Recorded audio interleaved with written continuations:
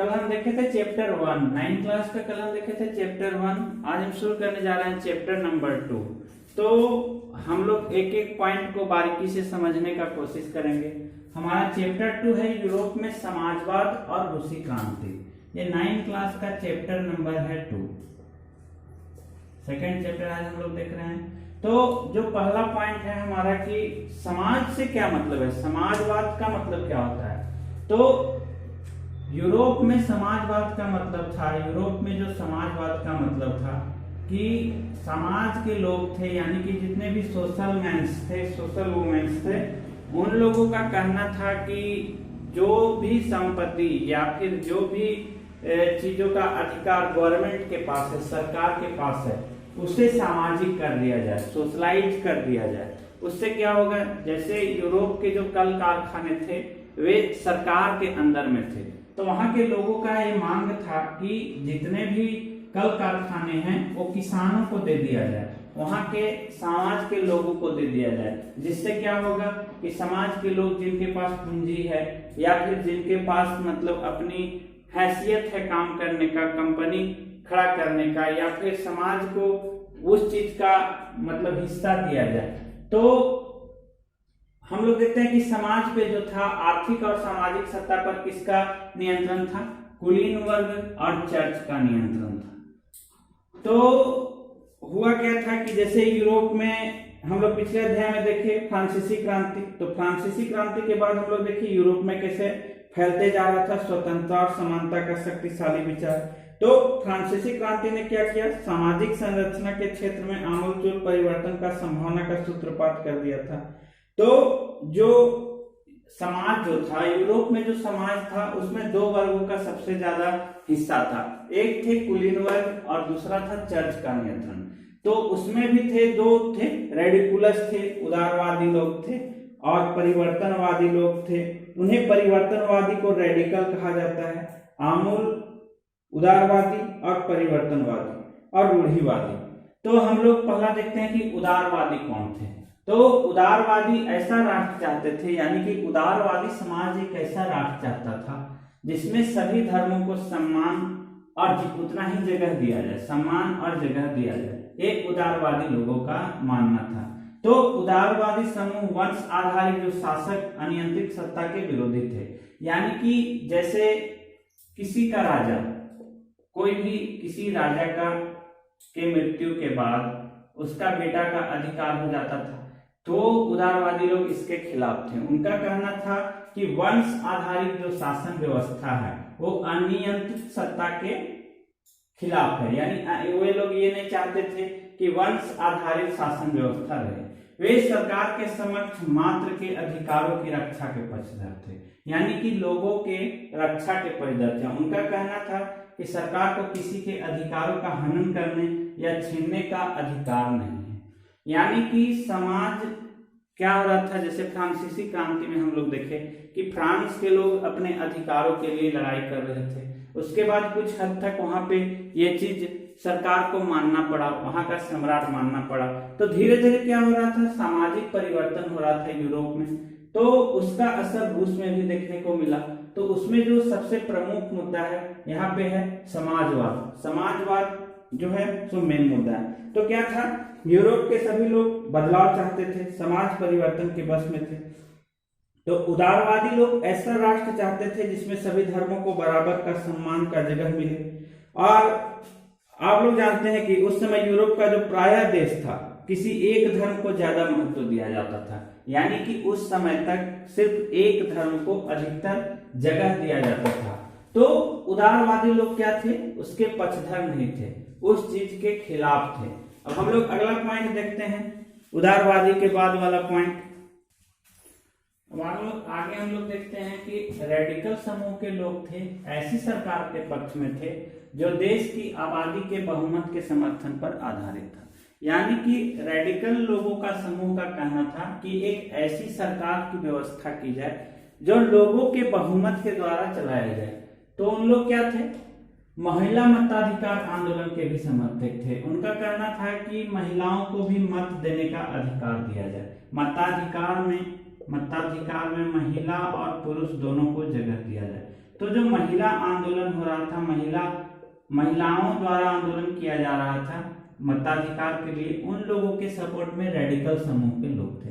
तो रेडिकल समूह के लोगों को क्या कहना था? रेडिकल समूह का जो वर्ग था वो था शिक्षित और संपन्न। शिक्षित संपन्न लोगों का सपोर्ट में उन लोगों का आवाज उठता था। उन लोगों का आंदोलन सिर्फ शिक्षित और संपन्न लोगों के लिए था। उनका कहना था कि बहुमत आधारित सरकार की व्यवस्था की जाए, जो सरकार बहुमत के आधार पर सरकार चलाना चाहती है। तो ब्रिटेन की जो सरकार थी वो चर्च ऑफ इंग्लैंड का समर्थन करती थी और ऑस्ट्रिया और स्पेन कैथोलिक चर्च के समर्थक थे। तो उदारवादी हम लोग देखे थे पिछले में कि उदारवादी जो समूह था वो धर्म आधारित राजनीति या धर्म आधारित शासन व्यवस्था वो चाहता था, और उसके जस्ट ऑपोजिट रेडिकल समूह के लोग ऐसे सरकार के पक्ष में थे जो देश की आबादी के बहुमत के समर्थन पर आधारित हो। तो इसके बाद हम लोग देखते हैं कि रूढ़िवादी तबका क्या था। तो रूढ़िवादी तबका जो था रेडिकल और उदारवादी ये दोनों के खिलाफ था। मगर फ्रांसीसी क्रांति के बाद क्या होता है कि जब फ्रांस में क्रांति होती है 1857 की बाद, यानी 1857 की फ्रांस की क्रांति के बाद ये रूढ़िवादी भी तबका धीरे धीरे बदलने लगता है। इन्हें भी ये महसूस होता है कि हम लोगों को भी बदलाव की जरूरत है। समाज में क्या हो रहा था? समाज आगे बढ़ रहा था, समाज में महिलाओं की स्थिति अच्छी होती जा रही थी, अर्थव्यवस्था सही हो रहा था। लेकिन जो रूढ़िवादी तबका था, यानी कि जो पूरा ओल्ड ऑर्थोडॉक्स था, जितने भी ओल्ड ऑर्थोडॉक्स थे, उन लोगों में भी धीरे धीरे ये भावना उत्पन्न होने लगी कि समाज के साथ साथ, समय के साथ साथ हम लोगों को भी बदलना पड़ेगा। तो धीरे धीरे क्या था कि जो रूढ़िवादी तबका था वो समाज का तौर तरीका को मानने लगा। शुरुआत में इन्होंने परिवर्तन का विरोध करते थे, लेकिन 19वीं सदी तक आते आते वे भी मानने लगे थे कि कुछ परिवर्तन आवश्यक हो गया है, परंतु वह चाहते थे कि अतीत का सम्मान किया जाए। अतीत का सम्मान मतलब हो गया कि जैसे अतीत में सम्राट का शासन होता था, सम्राट का, नवाबों का, जैसे भारत में नवाबों राजाओं का शासन होता था, वैसे ही वहां पे अतीत जो रूढ़िवादी लोग थे यानी ऑर्थोडॉक्स लोग जो थे, उनका कहना था कि अतीत का सम्मान किया जाए। वर्तमान को मानते हुए उनका कहना था कि अतीत का सम्मान किया जाए, यानी कि पुराने भी ट्रेडिशन को सम्मान दिया जाए उतना ही जितना कि अभी समाज परिवर्तन के दौर से गुजर रहा है। तो धीरे धीरे क्या हुआ, फ्रांसीसी क्रांति के बाद जितना भी राजनीतिक उथल पुथल के दौरान सामाजिक परिवर्तन केंद्रित हुआ, उसके बीच बहुत सारा टकराव भी हुआ। 19वीं सदी में क्रांति, राष्ट्रीय कायंत्रण का विभिन्न कोशिश इन सब राजनीतिक धाराओं और संभावनाओं को नष्ट कर दिया, यानी कि इस सामाजिक ढांचों को, जब फ्रांस में क्रांति होती है तो इन सभी ढांचों को, या फिर जो यूरोप में क्रांति होती है वो इन सब ढांचों को पूरा तरह से तहस नहस कर दिया। अगला पॉइंट हम लोग देखते हैं कि औद्योगिक समाज और सामाजिक परिवर्तन किस तरह से हुआ। अगला पॉइंट हम लोग देखते हैं, अगला जो हमारा टॉपिक है उसी में औद्योगिक समाज और सामाजिक परिवर्तन। तो जो वीडियो है थोड़ा सा लंबा बनेगा, आप लोगों को पैसेंस रखना पड़ेगा, क्योंकि 1 बाय 1 हम समझाने का कोशिश कर रहे हैं, पूरा डॉट क्लियर करके पूरे टॉपिक को क्लियर करने का प्रयास कर रहे हैं। तो यूरोप में क्या होता है कि 1857 में सरकार चुना जाता है, तो उससे छुटकारा पाने के लिए क्या होता है कि कुछ जो राष्ट्रवादी थे, उदारवादी थे और रेडिकल थे वो क्रांतिकारी पक्ष में थे। तो हम लोग को ये चीज जानना है कि औद्योगिक समाज कैसा था। तो औद्योगिक समाज कैसा था, तो हम लोग देखें कि कुछ जो था वर्ग बटा हुआ था।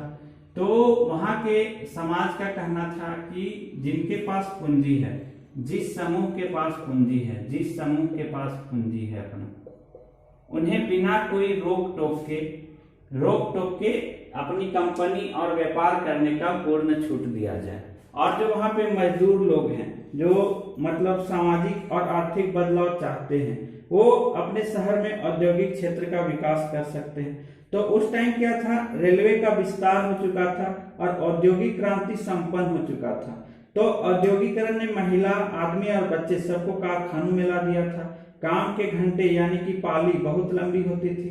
तो क्या था कि धीरे धीरे जो था सो बेरोजगारी पूरा बढ़ गया था।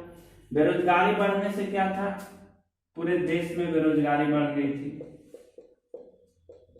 बेरोजगारी चरम सीमा पे थी, तथा वहां के जो कल कारखाने थे उसमें मजदूरों की संख्या बढ़ गई थी। तो कल कारखानों में 15 घंटे तक लोगों को काम लिया जा रहा था। तो वहां के जो समाज के कुछ लोग थे, यानी कि जो सामाजिक लोग थे, उन लोगों का कहना था कि बिना कोई रोक टोक के, बिना कोई सरकारी दबाव के लोगों को काम करने के लिए छूट दिया जाए, उद्योग लगाने के लिए। जिनके पास अपनी पूंजी है उनको, जिनके पास धन दौलत है, जो नौकरी करना चाहते हैं वे अपना नौकरी करें। तो जो रेडिकल और उदारवादी लोग थे उनके पास भी काफी संपत्ति था, उनके यहाँ बहुत सारे लोग नौकरी करते थे, उन्होंने व्यापार या औद्योगिक व्यवसाय के जरिए धन दौलत इकट्ठा किया हुआ था। यानी कि जो रेडिकल और उदारवादी लोग थे, इन लोगों के यहाँ क्या था कि बहुत सारे लोग नौकरी करते थे। जैसे जमींदार लोग, तो जैसे भारत में जमींदारी प्रथा थी, तो जमींदारों के अंदर क्या होता था, बहुत सारे गरीब लोग यानी कि नीचे तबके के लोग काम करते थे। वैसे ही यूरोप में उदारवादी और रेडिकल लोगों के पास अपनी फैक्ट्री थी, फैक्ट्री से इन्होंने बहुत सारे धन जमा कर लिए थे, पूंजी बना लिए थे। तो वहां के सामाजिक लोगों का कहना था कि जिनके पास पूंजी है वे बिना कोई रोक टोक के अपना व्यापार करें, वहां पे अच्छे से व्यापार करें, व्यक्तिगत स्वतंत्रता दिया जाए व्यापार करने का हर एक नागरिक को, गरीबों को रोजगार मिले, जिनके पास पूंजी है उन्हें बिना रोक टोक काम करने का मौका दिया जाए, तो समाज तरक्की कर सकता है। तो क्या होता है, इसी कारण 19वीं सदी के शुरुआत दशक में समाज परिवर्तन के जितने भी इच्छुक लोग रहते हैं, स्त्री पुरुष और रेडिकल समूह, वो गोलबंद हो जाते हैं। तो 1800 जितने भी लोग थे, यानी कि जो स्त्री पुरुष तथा रेडिकल समूह के लोग या उदारवादी लोग, उन लोग एक जगह गोलबंद हो जाते हैं। और यूरोप में 1815 में उन लोग एक सरकार चुन लेते हैं, उनसे छुटकारा पाने के लिए, यानी कि गवर्नमेंट से छुटकारा पाने के लिए। और उन लोग आंदोलनकारी क्रांति के पक्ष में थे, यानी कि जो क्रांति शुरुआत होने वाली थी उसके पक्ष में थे, इन लोग क्रांति के पक्ष में थे। अब हम लोग देखते हैं कि यूरोप में समाजवाद कैसे आया, यूरोप में समाजवाद कैसे आया। अब हम लोग देखते हैं कि यूरोप में समाजवाद, तो हम लोग स्टार्टिंग से देख रहे हैं समाजवाद, तो हम लोग अच्छे से समझते हैं समाजवाद से क्या तात्पर्य है। तो होता क्या था, क्रांति आने से पहले वहां का जो पूंजीपति लोग थे, यानी कि जितना भी अधिकार था, सामाजिक कार्य जितने भी थे, व्यापार, कल कारखाने, वो निजी हाथों में था, निजी संपत्ति बन के रह गया था। लेकिन वहां के लोगों का कहना था कि ये जो निजी संपत्ति है उसे पब्लिक किया जाए, यानी कि आम आदमी के लिए भी जगह दिया जाए। तो यूरोप में धीरे धीरे समाजवाद, अगला पॉइंट है हम लोग का कि यूरोप में समाजवाद कैसे आया। तो जैसे फ्रांसीसी क्रांति के बाद, 1857 की क्रांति के बाद पूरे यूरोप में ये फैल गया कि समाजवाद जरूरी है, यानी कि समाज में बदलाव जरूरी है। तो बदलाव से तात्पर्य यह है कि वहां का जो निजी कंपनी है, जितने भी कंपनियां निजी हाथों में हैं, उसे पब्लिक किया जाए, आम लोगों के लिए खोल दिया जाए। तो बहुत सारे लोग थे वो समाजवाद के समर्थन थे। तो ये जो समाजवादी विचार था पूरे यूरोप में फैल चुका था, 1870 आते आते पूरे यूरोप में फैल चुका था। अब कुछ संगठनों ने मताधिकार के लिए भी आवाज उठानी शुरू कर दी थी। तो हम लोग एक लाइन में समझेंगे कि लोगों को ये चीज का एहसास हो चुका था देश में कि समाज में हम लोगों को भी खेती के लिए जमीन दिया जाए, तथा उद्योग लगाने के लिए, कल कारखानों के लिए हमें स्वतंत्रता मिले। जितने भी सामाजिक संपत्ति हैं उन पे, यानी कि निजी संपत्ति का विरोध कर रहे थे, वे संपत्ति पर निजी स्वामित्व को सही नहीं मानते थे। उनका कहना था कि संपत्ति के निजी स्वामित्व की व्यवस्था ही सारी समस्या का जड़ है। यानी कि उनको पता था कि जो निजी संपत्ति है, निजी कंपनी है, वो निजी संपत्ति थी, तो यही जो है सो सबसे बड़ी समस्या की जड़ है। जो सबसे बड़ा समस्या है वो निजी संपत्ति है, इसे लोगों के लिए पब्लिक किया जाए। जो किसान हैं, कि जो खेती करना चाहते हैं, उन लोगों को उतना जमीन दिया जाए, उतना जमीन प्रोवाइड करवाया जाए। तो समाजवादी के पास भविष्य का बिल्कुल भिन्न दृष्टि था। कुछ समाजवादी कोऑपरेटिव यानी सामूहिक उद्यम के विचार में दिलचस्पी रखते थे। कोऑपरेटिव का मतलब है कि सामाजिक,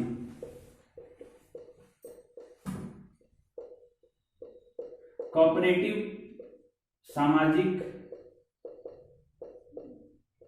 कोऑपरेटिव चीजों का सपोर्ट करते थे, यानी कि सामाजिक चीजों का सपोर्ट करते थे। उनका कहना था कि समाज मिलजुल के अगर काम करता है, मिलजुल कर खेती करता है, तो उसे समाज के सभी लोगों में बांट दिया जाए।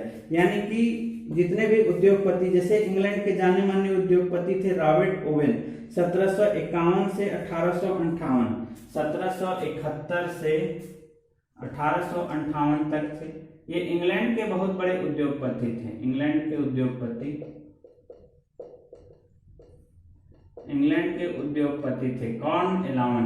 इनका कहना था कि जो इंडियाना यानी अमेरिका में नए समन्वय के नाम से एक नए तरह का समुदाय का रचना किया जा रहा था, तो उसमें कुछ समाजवादी मानते थे कि केवल व्यक्तिगत पहलकदमी से बहुत बड़े सामूहिक खेत नहीं बनाए जा सकते हैं। वह चाहते थे कि सरकार अपनी तरह से सामूहिक खेत को बढ़ावा दे।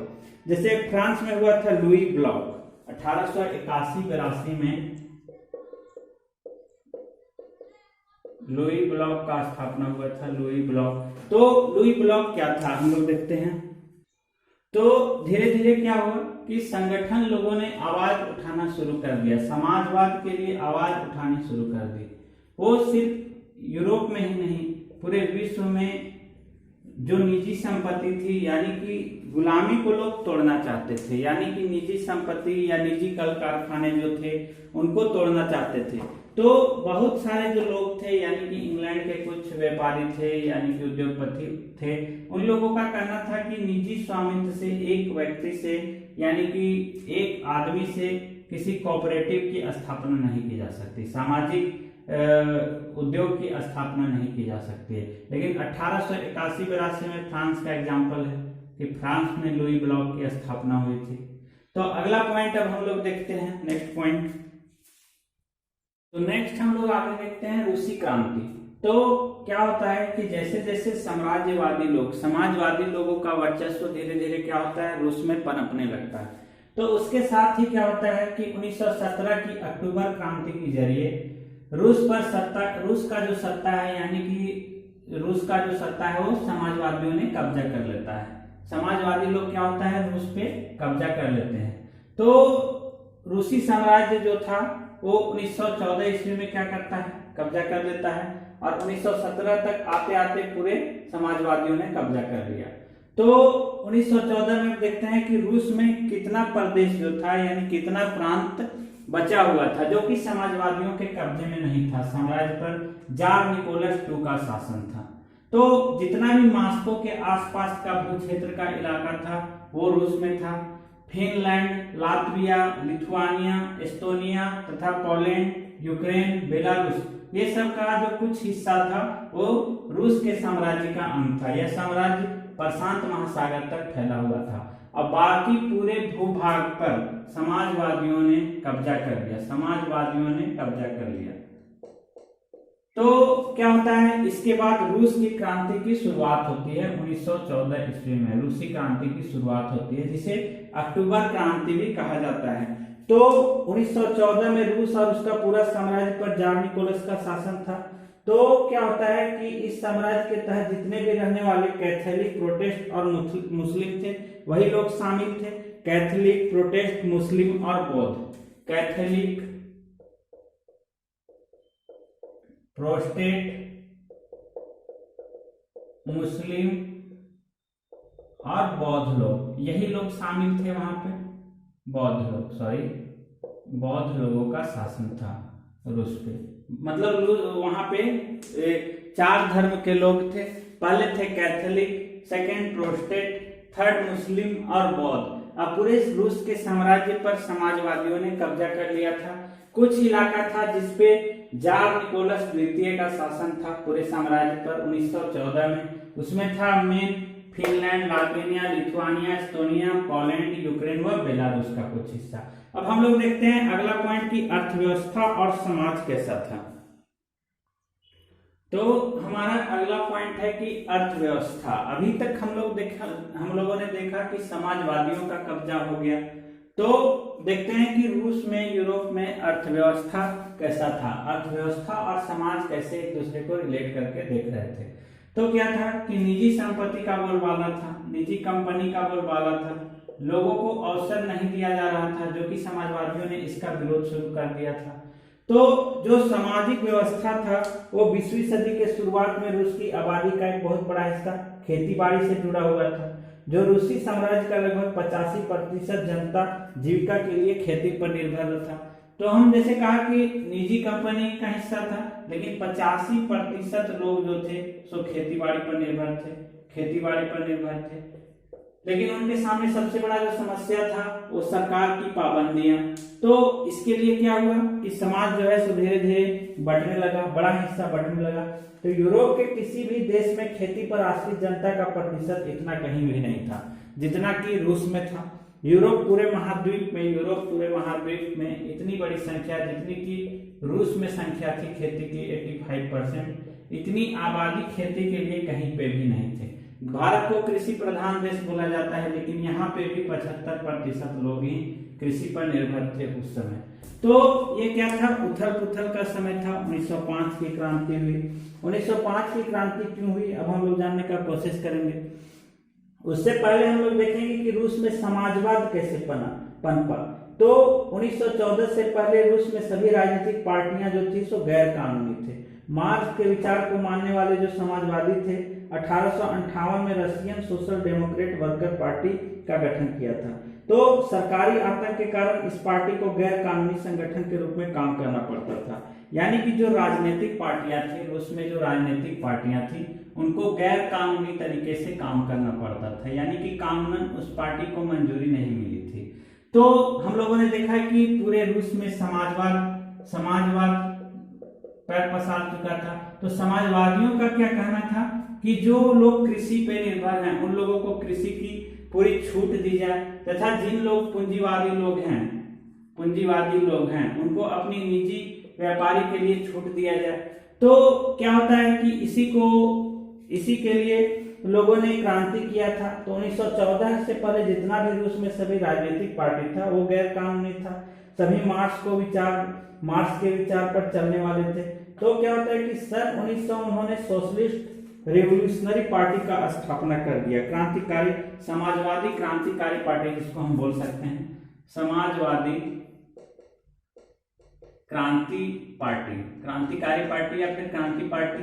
क्यों लोगों की आवाज को जो दबाया जा रहा था उसको बाहर निकालने के लिए, लोगों को अपना हक दिलाने के लिए समाजवादी पार्टी वहां पे काम कर रही थी। तो धीरे धीरे क्या होता है कि समाज में इसका भी बहुत बड़ा असर होता है। उसमें सामाजिक लोकतंत्रवादी खेमा जो था समाजवादी क्रांतिकारी से सहमत नहीं था। उसका मानना था, लेनिन एक समाजवादी क्रांतिकारी था, उसका मानना था कि किसान में एकजुटता नहीं है, वे बटे हुए, कुछ किसान गरीब थे तो कुछ अमीर, कुछ मजदूरी करते थे तो कुछ पंजीपति थे जो नौकरी से खेती करवाते थे। यानी कि जो जितना नौकर लोग था, कुछ लोग था जैसे लेनिन जो बहुत बड़ा समाजवादी क्रांतिकारी था, उसका मानना था कि किसानों में जो है सो एकजुटता नहीं है। तो एकजुटता का कारण क्या नहीं था कि कुछ किसान थे सो गरीब किसान थे और कुछ अमीर किसान थे। तो जो अमीर किसान थे वे क्या करते थे, खेती नौकरों से करवा लिया करते थे। तो इससे क्या था, समाज बटा हुआ था। अब इसके बाद हम लोग देखते हैं पहला विश्व युद्ध कैसे रिलेट करता है रूस और रूस का समाज। तो 1914 में क्या होता है, दो यूरोपीय गठबंधन के बीच हम लोगों ने पढ़ा है युद्ध छिड़ गया। एक खेमे में था जर्मनी, ऑस्ट्रिया और तुर्की, जिसको केंद्रीय शक्ति भी हम लोग कहते हैं, तथा दूसरा खेमा था फ्रांस, ब्रिटेन व रूस। बाद में इटली और रोमानिया इस खेमे में शामिल हुए। इसी युद्ध को हम क्या कहते हैं, पहला विश्व युद्ध कहते हैं। तो पहला विश्व युद्ध से पहले वहां पे 1905 की क्रांति हुई थी। उथल पुथल का समय क्यों था, तो रूस क्या था, एक निरंकुश राजशाही था। यानी कि रूस में निरंकुश राजशाही चल रहा था। निरंकुश का मतलब है जिस सत्ता पे किसी का भी अंकुश नहीं हो, जिस सत्ता पर किसी का भी अंकुश नहीं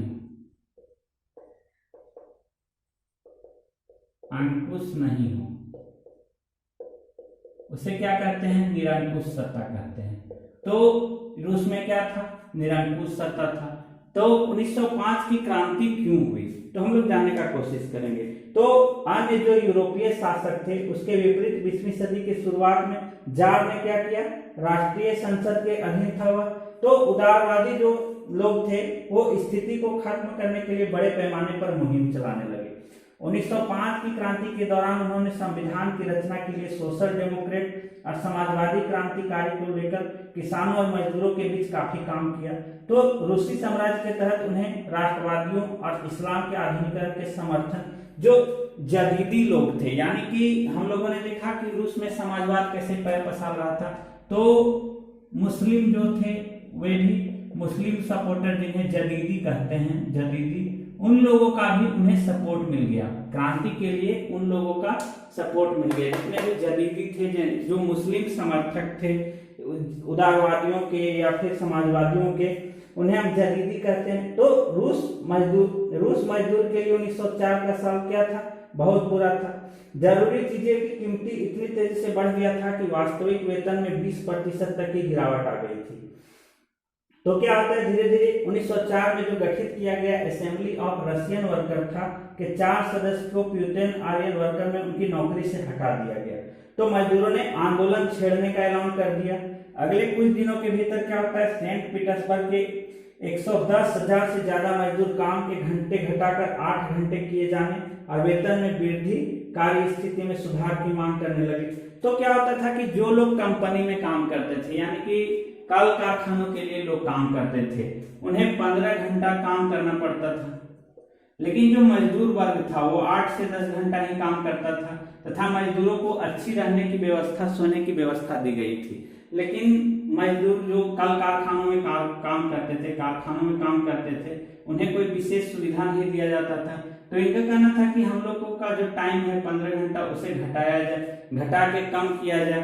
तो इसी को लेके क्या हुआ, समाज जो है सो धीरे धीरे बढ़ने लगा।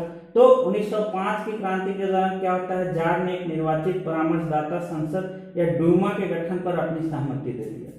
तो क्रांति के समय कुछ दिन तक क्या होता है, फैक्ट्री के जो मजदूर हैं वो पूरा क्रांति में उतर आते हैं। उनका कहना था कि ज्यादातर जो कमेटी है वो अनाधिकृत रूप से या गैर कानूनी रूप से काम कर रही है। तो इससे क्या हुआ कि जितने सपोर्ट में लोग थे उन लोगों के भी मन में आ गया कि गैर कानूनी तरीके से काम हो रहा है, गैर कानूनी तरीके से काम हो रहा है। तो इसीलिए क्या कहा जाता है कि जो 1905 की क्रांति थी, यानी कि ये पूरा उथल पुथल वाला समय था। तो अब हम लोग देखते हैं अगला कि पहला विश्व युद्ध और रूसी समाज। तो पहला विश्व युद्ध 2 गुट में होता है। एक गुट में था जर्मनी, ऑस्ट्रिया और तुर्की, जिसको केंद्रीय शक्तियां भी कहा जाता है, तथा दूसरे खेमे में था फ्रांस, ब्रिटेन और रूस। बाद में इटली और रोमानिया इस खेमे में शामिल होते हैं। तो क्या होता है कि जब विश्व युद्ध आगे बढ़ता है तो 1914 से 1916 के बीच जर्मनी और ऑस्ट्रिया में रूसी सेना को भारी पराजय झेलनी पड़ती है। यानी 1914 से 1916 का समय में जो रूस का सेना था उसे हार का सामना करना पड़ता है। 1914 से 1916 के समय में रूसी सेना को हार का सामना करना पड़ता है। किससे? जर्मनी और ऑस्ट्रिया में रूसी सेना को भारी पराजय झेलना पड़ता है। 1917 तक 70 लाख लोग मारे जा चुके थे। तो रूस का जो रास्ता था यही था कि हम युद्ध से पीछे हट जाएं। 70,000 लोग मारे जा चुके थे। तो रूस का सेना लोग को अब युद्ध में कोई इंटरेस्ट नहीं रहा।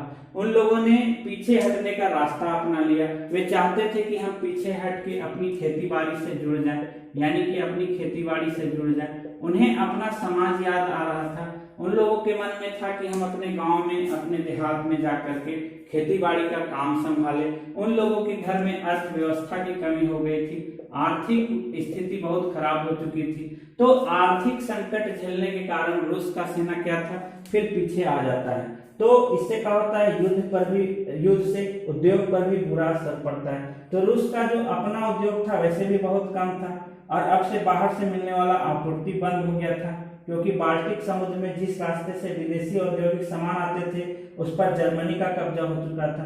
तो क्या होता है कि यूरोप का जो बाकी देश के साथ मुकाबला था, रूस के औद्योगिक उपकरण ज्यादा बेकार होने लगे थे। तो 1916 तक क्या हुआ, रेलवे लाइन भी टूट गया। तो रोटी की समस्या, हमने बताया कि आर्थिक समस्या, घर में लोगों को आर्थिक समस्या हो गई, तथा सेना को संभालने के लिए भी अर्थव्यवस्था की कमी आने लगी। तो धीरे धीरे क्या हुआ, रूस की सेना वापस लौट जाती है इस युद्ध से। अब हम लोग नेक्स्ट पॉइंट देखते हैं।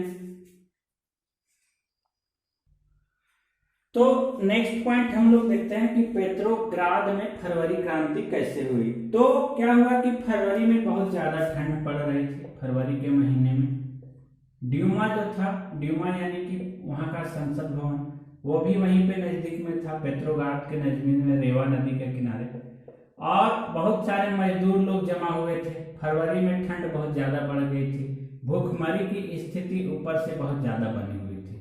तो बहुत सारे लोग जमा होते हैं उस दिन। 1917 की सर्दी का बात है ये। पेट्रोग्राद में फरवरी क्रांति 1917 की सर्दी का बात है। ओके, इसी को अक्टूबर 1917 की क्रांति भी कहा जाता है। तो इसमें क्या होता है कि 23 फरवरी को दाएं तट पर स्थित एक फैक्ट्री में तालाबंदी घोषित कर दिया जाता है, और अगले दिन इस फैक्ट्री के मजदूरों के समर्थन में 50 फैक्ट्रियों के मजदूरों ने भी हड़ताल का ऐलान कर देता है। जो मजदूर थे उनकी बातों को नहीं माना जाने लगा। हम पीछे ही बताया कि मजदूर लोग जो थे सो अपने समय सीमा को, यानी कि जो काम करने का समय था 15 घंटा, उसे कम करने का मांग कर रहे थे। तो मांग नहीं मानने के बाद क्या होता है कि बहुत सारे मजदूर जो हैं सो फैक्ट्री में, बहुत सारे फैक्ट्री में तालाबंदी घोषित कर देते हैं, फैक्ट्री में ताला लगा देते हैं। बहुत सारे मजदूर जो थे से हड़ताल पर चले जाते हैं। तो मजदूर हड़ताल में 50 फैक्ट्री के मजदूर ने हड़ताल पर जाने का ऐलान कर दिया। जो बहुत सारा फैक्ट्री था वो बंद हो गया। तो क्या होता है, 25 फरवरी को सरकार ने ड्यूमा को बर्खास्त कर दिया, यानी कि 25 फरवरी का बात है। 25 फरवरी को जो वहां का संसद था ड्यूमा, रूस का जो संसद है ड्यूमा, उसे बर्खास्त कर दिया गया। 25 फरवरी को ड्यूमा को बर्खास्त कर दिया गया। तो क्या हुआ इससे कि जो सोवियत परिषद था उसका गठन किया गया, यानी कि सोवियत परिषद का गठन करने के लिए उसी इमारत में जमा हुए थे लोग। तो ड्यूमा का जहाँ पे बैठक होता था, यहाँ से पेट्रोग्राद सोवियत का जन्म हुआ। तो हम लोग डिटेल में समझते हैं कि 25 फरवरी को ड्यूमा को खत्म कर दिया गया। तो सोवियत संघ का स्थापना, इसके बाद क्या होता है, सोवियत संघ का गठन होता है। ड्यूमा के खत्म होने के साथ ही सोवियत रूस या फिर सोवियत संघ का गठन किया जाता है। तो अब है कि फरवरी के बाद हम लोग देखेंगे कि फरवरी बीत गया, उसके बाद फरवरी के बाद क्या होता है। तो मजदूरों का किसी भी प्रकार का मसला हल नहीं होता है। जितने मजदूर थे जो जिस अवस्था में वे थे उस अवस्था के लिए क्रांति किए गए। तो फरवरी 1917 में राजशाही को गद्दी से हटाने वाली क्रांति का झंडा पेट्रोग्राद की जनता के हाथ में था, यानी कि पेट्रोग्राद वहां का अभी राजा बन चुका था। तो इसके बाद क्या होता है कि अंतरिम सरकार में सैनिक अधिकारी, भूस्वामी और उद्योगपति बहुत प्रभावशाली थे। उनमें उदारवादी विचारधारा थी। तो क्या होता है कि जैसे 1850 ईस्वी के बाद 1850 से 1880 में रूस में समाजवाद पे बहस छिड़ जाता है। जो सबसे बड़ा मुद्दा रहता है समाजवाद, उस पे बहस छिड़ जाता है। तो हम लोगों ने पहले ही देखा कि समाजवाद किस तरह से रूस में पैर पसार रहा था। तो धीरे धीरे क्या होता है कि समाजवाद पे बहस छिड़ जाता है कि क्यों बहस छिड़ता है। तो समाजवाद क्या था, समाजवाद का मांग था कि जितना भी खेती के लिए रोक टोक है उसको खत्म कर दिया जाए, सरकार के द्वारा पाबंदी हटा दिया जाए, जिन लोगों के पास है पूंजी उनको व्यापार के लिए छूट दिया जाए। तो इस मुद्दे पर 1850 से 1880 में रूस में समाजवाद पर बहस छिड़ जाता है। और 1898 ईस्वी में रशियन सोशल डेमोक्रेटिक वर्कर की स्थापना होती है। ठीक है, अब हम लोग आगे देखते हैं कि अक्टूबर के बाद क्या बदला। तो इसके लिए हम लोग पीछे पढ़ना होगा हम लोगों को खूनी रविवार और 1905 की क्रांति। हम लोग पहले देखे थे कि लोगों में असंतोष की भावना थी। तो क्या होता है, अक्टूबर 1917 की क्रांति को ही अक्टूबर क्रांति के नाम से जाना जाता है। जिसमें हम लोग देखते हैं कि जो पेट्रोग्राद सोवियत था और बोल्शेविक पार्टी 16 अक्टूबर 1917 को लेनिन ने सत्ता पर कब्जा करने के लिए राजी कर लिया इन दोनों को। तो सत्ता पर कब्जा के लिए लियाम ट्राउटेस्की के नेतृत्व में सोवियत की ओर से एक सैनिक क्रांतिकारी समिति का गठन किया गया। तो इसके साथ ही क्या होता है कि सोवियत संघ का सरकार हो जाता है, वहां पे सोवियत संघ का शासन हो जाता है। तो धीरे धीरे क्या होता है, इसमें कुछ सुधार होता है, यानी कि जो समाजवाद पनप रहा था उसके साथ मिलजुल कर सोवियत संघ ने काम करना शुरू किया। तो धीरे धीरे क्या होता है कि रूस में भी बदलाव आने लगता है। अब हम लोग देखते हैं कि अक्टूबर के बाद क्या बदला। तो बोल्शेविक निजी संपत्ति की व्यवस्था के पूरे खिलाफ था। ज्यादातर जो उद्योग और बैंक था उसका राष्ट्रीयकरण किया जा चुका था। उनका स्वामित्व जो था प्रबंधन सरकार के नियंत्रण में आ चुका था। तो सरकार के नियंत्रण में आने के बाद क्या होता है कि गृह युद्ध छिड़ जाता है। 1918 से 1920 के बीच में गृह युद्ध छिड़ जाता है। अक्टूबर के बाद की बात है ये।